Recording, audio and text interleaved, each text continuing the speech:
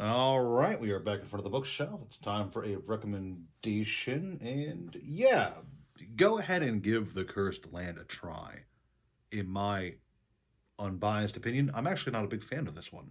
No offense to Terry McLaren, but I found this one to be quite a rough read, and its story being one of the least relevant overall to the pre-revision novels doesn't help it a whole lot. But it does have a nice ending and at least one character that I do kind of care about. But give it a try. Let me know what you guys think. And with that out of the way, hey there, kiddos. Welcome back to the channel. I'm Uncle Frank. Hope that you are having a great day. And in today's video, I am sitting back in a chair that was previously stolen, and it has now been returned to me. Pretty excited about that.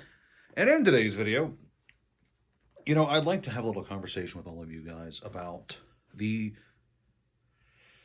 the hype bubble, the current state of not all, but most of the forward-facing TCG market. Pokemon, Magic, One Piece.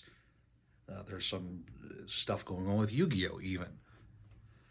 And discuss a question I received a while back, and I do get questions like this one from time to time, and it's basically people wondering when or if the TCG markets will return to how they used to be, to normal, basically. And I think that the answer is simple, uh, but delayed. And by that I mean, yeah, I do think that with time, the TCG markets will return to how they had been for most card games for a long time.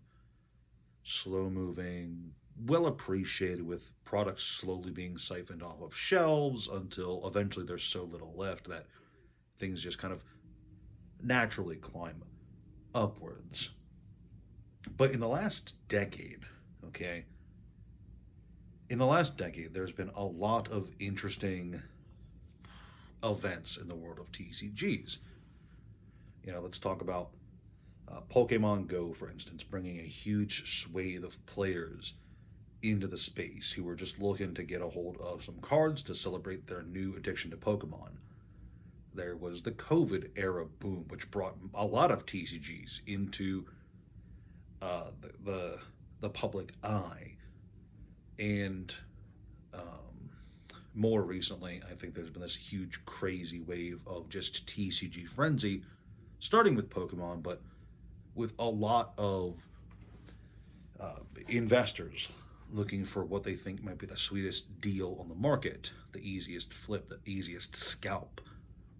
And you can see this with them running from game to game, trying to corner the best value they can. You see it, like I've said before on the channel, and I'll say it again. It was a very easy spot with the jump from Pokemon to One Piece, and those same people now trying to freak out about like Dragon Ball, good old Dragon Ball Super. Great game, I guess. Um, but with all that said, is there a chance that this whole overblown market will return to how it was, or is this the new normal? And no, I think this is a blip on the radar, a long blip, certainly. Um, but I do think that with enough time, and time is of course the answer here. I think with enough time, things will return to kind of how they were, slow, steady. Um, with newer TCGs struggling to survive and older TCGs kind of absorbing a lot of the player base and the attention as they are more established and more proven. And why do I think that? Well, basically it's the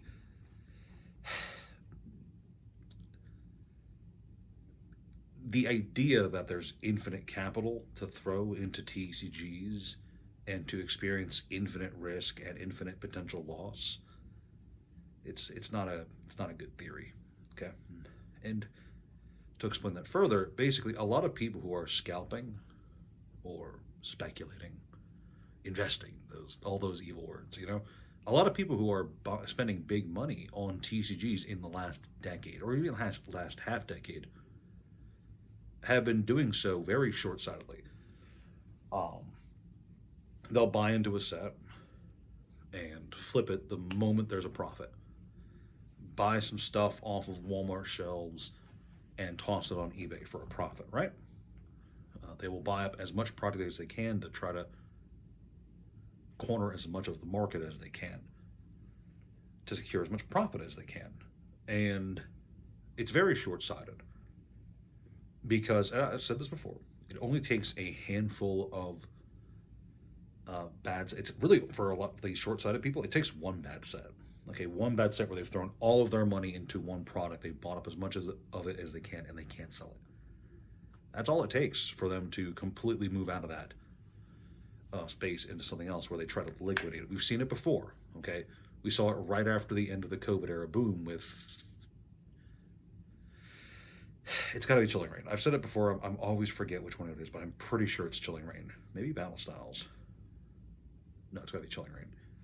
Um, where a lot of people bought into the set, thinking that it was going to do similar to other Pokemon sets at the time and just keep climbing upwards. But what ended up happening was no, there was enough of it. There was not enough good value in the set, and there was enough of it available that the people who bought into it ended up losing a lot of money because they kind of had to race to the bottom to get rid of it while they could to try and keep as much money as they could. Fun paradox. And I think that something like that will happen sooner or later. Is it going to be sooner? Is every card game going to kind of work together to print as much product as possible, print as much bad product as possible? No, I don't think that's going to happen. I don't think there's some cabal behind each of the major TCGs working together to try and bring down secondary market values. No, but I do think that, you know, bad sets just naturally release as a part of a TCG cycle. It's just how it is. And if enough TCGs experience enough bad sets in a short amount of time, a short enough amount of time, enough people I think will be scared off the market to kind of justify more price stability at release. You know, maybe not perfect MSRP, but something similar to it.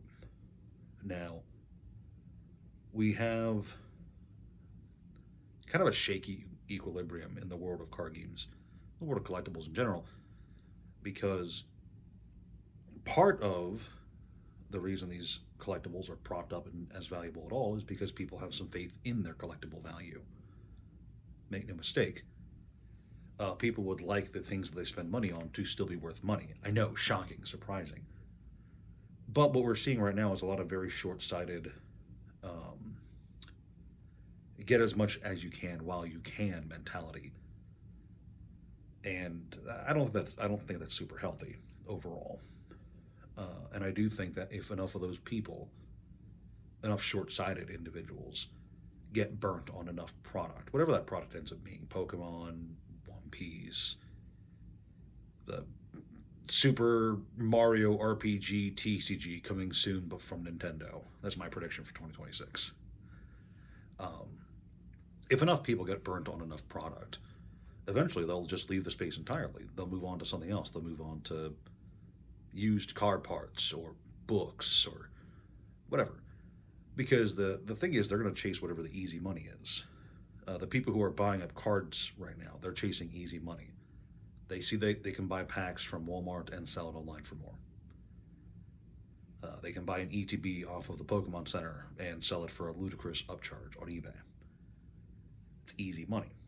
Um, is it moral money? Well, it depends on the individual. But I do believe that once the easy money is no longer able to be made, whether it's because of a bad set or overprinting or just because not enough demand is out there, once the easy money is no longer being made, a lot of the people who are very short-sighted, who are only looking for the easy money, they're going to move on to whatever else is out there, whatever else is easier money. So yeah, there is a lot of worry, I think, justified worry out there that I think people are concerned that this current hypish market could go on for forever. And it could last, you know, it could there's a decent chance that in a month, Rarity Collection 5 releases, and we get everything we ever wanted out of a Yu Gi Oh set in the West with serialized over frame cards. And this super successful release drives out affordability for Yu Gi Oh! A game that has been super affordable for years now on account of how cheap the boxes were. Okay. Um, but there's also a decent chance that if that happens, if we get everything we want, and everything's hunky dory, that a bunch of scalpers start buying up Yu Gi Oh! Product and just start raising these $30 Yu Gi Oh! Boxes into the fucking stratosphere, right? There's a chance that could happen. And if that happens, then Yu Gi Oh! Would experience what Pokemon's experienced sudden undesirability into absurd pricing. Do I think Yu Gi Oh! Would be able to sustain a player base if their sets were unaffordable? Yeah, yeah. There's a lot of old cards out there that are really cheap and will be cheap forever. Uh, but if Yu Gi Oh! Ends up being the next to target, then what's after that? Sorcery, the Star Wars TCG. The next release of the Star Wars TCG is out. What if that drives up super hype in the Star Wars card game because it's just such a great set and there's easy money to be made. Okay, there's a lot of what ifs to worry about, but I think inevitably a lot of the interest will die down, a lot of the easy money will be made, and people will move on to other things. So it's easy to worry and like go, what if, what if, what if? But at the end of the day, I think what matters is even now, in the current state of the market, there's still money to be had, there's still value to be had, and there's still cheap product for every card game to be found. Obviously, for Pokemon, not as cheap as it could be. For One Piece, not as cheap as it could be. Obviously. But these games are still accessible. There's, if you're a genuine collector or a player, there's still ways to collect and play the games. And if you're a speculator who's just upset that you can't get a hold of nice product for cheap, well, there's nice product for cheap out there. There's some really nice product for cheap out there. Have you seen some of these interesting boxes from some of these card games? There's some really cool stuff out there that I think is really nice. Super investable? Probably not. But nice? Absolutely.